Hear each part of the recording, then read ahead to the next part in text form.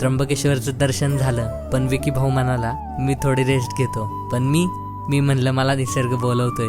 मग direct trekking mode on. Time होता थोडाच, पण उत्साह लय भारी. एका हातात मोबाईल आणि डोळ्यात ते दृश्य ठेवून मी निघालो त्र्यंबकेश्वरच्या गल्ली बोळातून डोंगराच्या दिशेने. टाइम कमी होता, पण कुठेतरी जायचंच होतं. मग काय, थेट पोहोचलो मी ब्रह्मगिरीच्या पायथ्याला.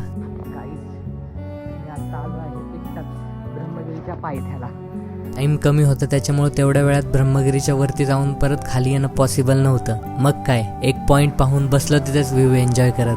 ते डोंगर, ते धबधबे, ते जंगल आणि पक्ष्यांचा चाललेला ऑर्केस्ट्रा माझ्यासाठी स्वर्गच होता. तेवढ्यात एक धबधबा डोळ्यात भरला.